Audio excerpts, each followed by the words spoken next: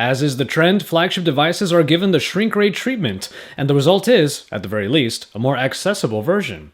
What gets shrunken down on the inside is what matters even further though, and in the smaller version of HTC's hot smartphone, we look at just that.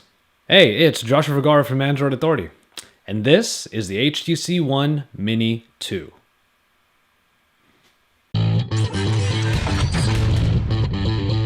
For the most part, you're looking at quite literally just a smaller version of the HTC One M8, but key differences can be cited as reasons why it does not bear the M8 moniker.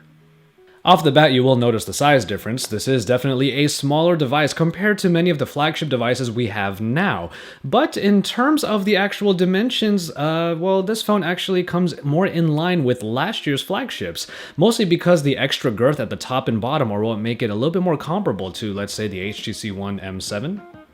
The front houses the 4.5-inch screen, but also has the expected boom sound speakers at its top and bottom. These are basically what add to the extra surface area. Come around the sides and you'll find one of the main reasons why this is definitely more a mini device rather than an M. A plastic lip goes all the way around the screen and breaks up the aluminum found on this device. Unlike the M8, this phone is made of aluminum pieced together rather than made from one complete block. So that border does return here in the second version of the HTC One Mini, and while it might be more recognizable in the silver version, which is not the one I have obviously, the black lip on this gunmetal gray edition blends in a little bit better than the white one on the silver edition of both the original Mini and the Mini 2. While the volume rocker and micro SD card slot are on the right and the SIM tray are on the left, the power button remains up top as always. Undoubtedly, the power button on this edition of the HTC One is a lot easier to get to, because you can just pinch the phone and just reach up top to turn on the screen. So really, just its placement is what makes the power button still just a little bit awkward, at least in my opinion. And finally, around the back is the aluminum slab with a hairline brushed look and feel characteristic of only the gunmetal gray edition. The polycarbonate black lines show you where the phone has been pieced together, and the main glaring difference found here is the lack of a duo camera, a feature left for the flagship instead. Handling is the most refreshing part of any mini device, and especially when compared to current large smartphones, this one doesn't disappoint. Being able to pinch the sides and easily get up to the power button helps, since the waking gestures are not available in this version of the HTC One. And the noticeable narrow profile of the phone is also on hand here, as it is easier to reach the other side of the screen with your thumb in one hand than on similarly sized phones, like last year's flagships. In the end, HTC's signature style comes back once again, only this time in a slightly more miniaturized size. And if aluminum is your deal, being able to more easily handle this version of the HTC One might be worth the price of admission for you already. A smaller display often leads to lower resolution, and this is definitely the case here, as the 4.5-inch display comes in at 720p resolution and 326 pixels per inch. While some screen nuts out there might want higher resolution, we've generally come to the conclusion that 720 is still very enjoyable, and at a smaller screen size overall, the difference is really not that noticeable. Super LCD 2 is the construction here, and it lends itself to good brightness and colors as well as good viewing angles. Text is still more than workable with the lower pixel density, and in the end provided really no issues.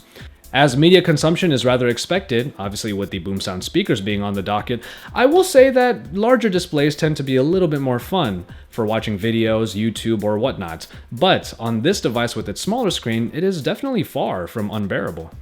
It's not often that we see phones maintain top-level processing packages when shrunken down, and that trend continues in the HTC One Mini 2, with the Snapdragon 400, the 1.2 GHz quad-core processing package, backed by the Adreno 305 and 1 GB of RAM. Now, while going really hard on the gaming, for example, might provide a little bit of slowdown, general tasks were really no problem on here, thanks to the minimalistic design of HTC Sense. I never doubted the 400 as the mid-range processor found in the Snapdragon family, but I will admit that I was pleasantly surprised by the snappiness of the Mini. For everyday tasks like playing music, taking pictures, doing some navigation, and watching the occasional YouTube video, for example, I had no reason to complain about this phone's performance. In the hardware aspect, the One Mini does bring some good extras to the table. We'll get the boom sound speakers out of the way immediately, as I can tell you they provide a very enjoyable experience still. In comparison with the larger speakers found on the M8, the sound on the Mini falls in line with its smaller stature, with mostly just a lower level of volume overall.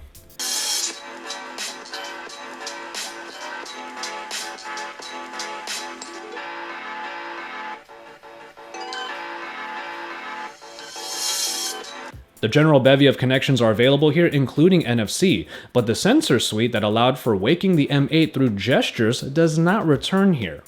Call quality was also good, made even better if you prefer speakerphone, obviously because of the front-facing speakers. And as far as storage goes, 16GB is what you get here, expandable via micro SD cards of up to 128GB of capacity. As far as battery life goes, I found the 2110 mAh unit found in the HTC One Mini 2 pretty much par for the course. I did a lot of camera shooting, I used the GPS navigation for about an hour, and I played a lot of music, and that pretty much comprised up about 4 hours, a little bit over that, of very heavy usage, and that was able to get the battery down to about half life. Once tapered down to more general usage and back on Wi-Fi, I easily made it to the 9-hour mark. This makes the battery life more or less average, but with power saving modes on, I'm sure you can get through and past that 12-hour workday. In a pinch, the extreme power saving mode can also save you when you're down to those single-digit percentages. Now, the camera situation on the Mini 2 is a bit of a peculiar case, not because it doesn't have the duo camera of the original. Instead of the usual 4-megapixel affair, you get a more conventional 13-megapixel shooter in this one. Now, before you sound off on your support of such a choice in either direction, let's talk about the app, which has been somewhat given the shrink ray treatment. While holding the same general look as the M8's camera app, it no longer has the Zoe camera as well as the Pan 360 mode, keeping only the regular camera with its various settings and modes, the video recording mode, and a selfie front-facing camera mode. There are standard options available for changing the exposure, the ISO, and the white balance, but a few modes like sweeping panorama and HDR are still available along with live features. Off the bat, some of you may consider the higher megapixel count as an obvious marker of higher quality photos, and it certainly does have its advantages. Having larger photos lends to better cropping, and while a noticeable drop in sharpness can be observed, crop still yielded a pretty usable image. Text was rendered with decent crispness, though the colors did tend to remain quite vibrant throughout and dull photos were readily avoided. Great photos are certainly possible with this camera. It might not be the best camera out there, but one thing is clear, it is certainly a more than decent performer. So here are some comparison shots with the ultra pixel shooter of the M8. Low light performance did fare much better in the ultra pixel category, which does put a feather in the M8's cap. So in the end, while the loss of detail in crops is more pronounced in the M8 for obvious reasons, that makes this a bit of a toss-up. Better natural low-light performance on the Big Brother versus the higher resolution pictures of the Mini. As we make it to software, we also find that it is probably the only place you'll find the most abilities retained from the original M8. The only main aspect missing is the ability to turn on the phone using gestures, because of the lack of that sensor package underneath. But for all intents and purposes otherwise, Sixth Sense is what comes along here in a smaller screen. The same simplistic design HTC has achieved well in their operating system helps make it one of the most accessible versions of Android. Of course, Blink Feed is the most important facet of Sense and brings along the simplistic tile design for all of your news and social media feeds. It is one of the best second home screen experiences out there, with a curated but very robust list of sources and a pretty easy way of customizing the experience to your liking. Speaking of customization, Sense is also ready for color changes, as the theme engine will change the color of various elements in the interface, primarily to show you what area you're currently working in. The recent app screen of HTC style returns as well, showing you your 9 last applications in the neat grid format. And finally after that, the enhancements of Android KitKat like the quick settings are here, and the familiar though vertically presented app drawer backs up the classic home screen experience found to the right of Blink Feed. HTC-specific apps also come along. Zoe is built into this device, though this version is not quite ready for prime time yet. Nonetheless, it will allow you to share your built Zoes in the social cloud for friends and public to enjoy. And the Zoes are still in the built-in gallery, where pictures and videos are created into nice packages complete with music. You may not have the short burst Zoe camera anymore, but you can still build Zoes, no problem. So in the end, Sense 6 brings you one of the easier to use iterations of Android made possible by HTC's style. You get pretty much anything that you need, often on a monochromatic background, but in the end, it prioritizes function over being eye candy.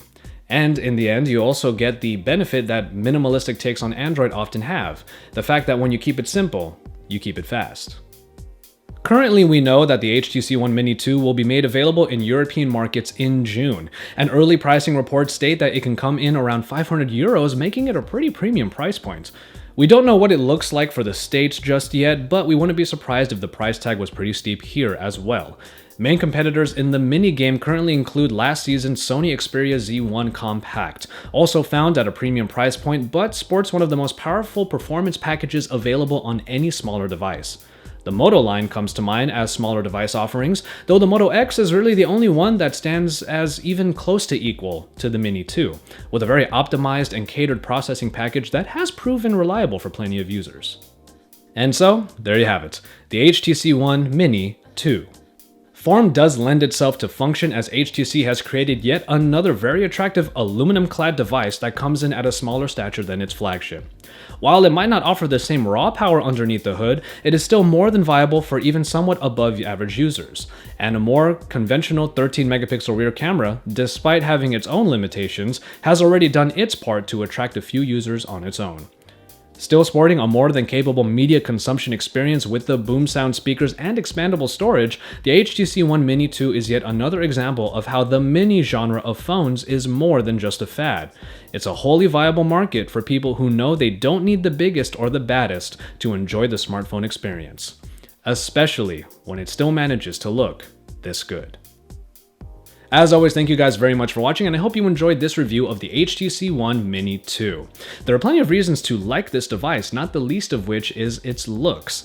Really, it is a smaller version of the M8, both inside and out, and if you want the raw power, of course you have the flagship available, but for plenty of average users out there, even somewhat above average, this version should work just as well for you. So keep it tuned to Android Authority for all of the best coverage, including our future coverage of the HTC One Mini 2, and for all of the flagships and all the mini devices that are coming in the following months. Keep it tuned here and watch content from my brothers in Android, Joe, Jace, Kevin the Tech Ninja, and Lon. Don't forget to hit that like button, hit that subscribe button, and to hit up AndroidAuthority.com once you're done with all of that, because we are, of course, your source for all things Android.